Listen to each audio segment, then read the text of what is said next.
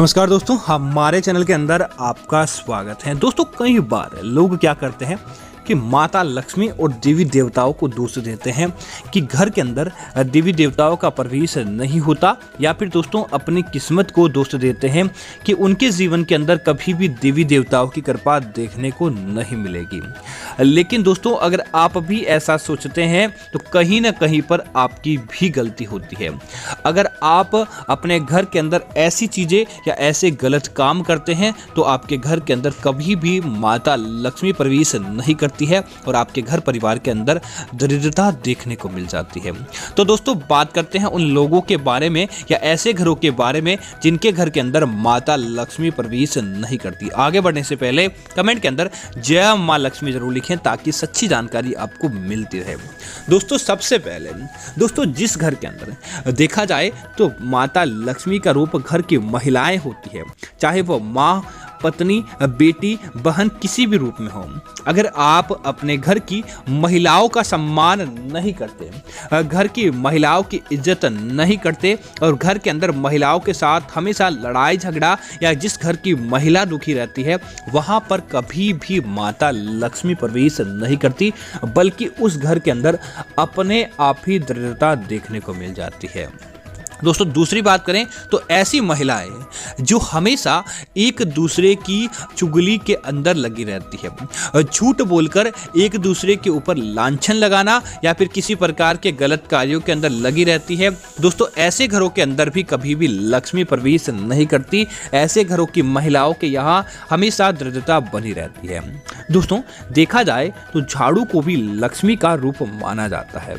जिस घर के अंदर झाड़ू से जुड़े उपाय और झाड़ू से जुड़ी सही जानकारी होती है उस घर के अंदर हमेशा लक्ष्मी का प्रवेश रहता है।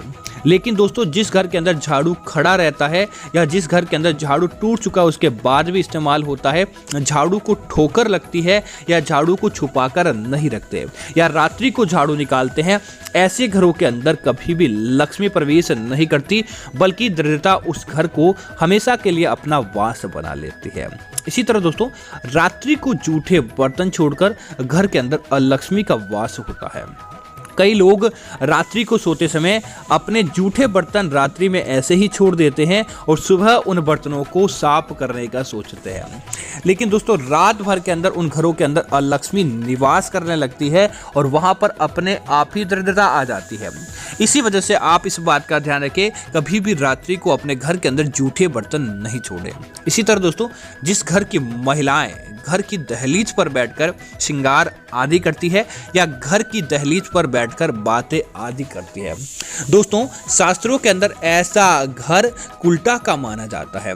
अगर आप इस प्रकार की गतिविधियां करते हैं तो ऐसे घरों के अंदर लक्ष्मी आपको छोड़कर चली जाती है, न कि आपके घर के अंदर प्रवेश करती है। इसीलिए इस बात का ध्यान रखें, भूल कर भी आपको अपने घर के मुख्य द्वार पर नहीं बैठना चाहिए। इसी तरह दोस्तों, गुरुवार को कुछ ऐसे नियम होते हैं जिनका पालन प्रत्येक घर के अंदर करना चाहिए। जैसे कि गुरुवार के दिन आपको पोछा लगाने से बचना चाहिए। गुरुवार के अंदर जिस घर के अंदर पोछा लगाया जाता है वहां पर लक्ष्मी प्रवेश नहीं करती। तो साथ ही साथ गुरुवार के दिन महिलाओं को बाल धोने से, पुरुषों को दाढ़ी बाल बनवाने से बचना चाहिए, नाखून काटने से बचना चाहिए, ताकि ऐसे घरों के अंदर माता लक्ष्मी प्रवेश करें और न ही किसी प्रकार की आपके घर के अंदर दुखद चीजें देखने को मिले। इसी तरह दोस्तों, अगली चीज की बात करें तो इस बात का भी ध्यान रखें, कभी भी अपने घर के मुख्य द्वार को पैर की ठोकर के साथ आपको न तो खोलना चाहिए और न ही बंद करना चाहिए। दोस्तों, पैर की ठोकर से खोला गया मुख्य द्वार आपके घर के अंदर अलक्ष्मी और दरिद्रता को प्रवेश कराता है और इसे माता लक्ष्मी का अपमान माना जाता है। ऐसे घरों से लक्ष्मी रूठकर बाहर चली जाती है और उस घर के अंदर किसी भी प्रकार का फायदा देखने को नहीं मिलता है।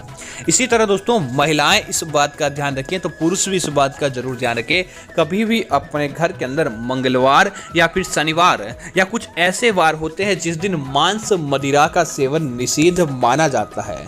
अगर आप हिंदू धर्म के हैं तो आप और मंगलवार और कुछ विशेष वारों के दौरान मांस मदिरा का सेवन करने से बचना चाहिए, ताकि आपके घर परिवार के अंदर अलक्ष्मी दूर रहे और साथ ही साथ माता लक्ष्मी का प्रवेश आपके घर के अंदर होता रहे। तो उम्मीद है कि यह जानकारी आपको अच्छी लगी होगी।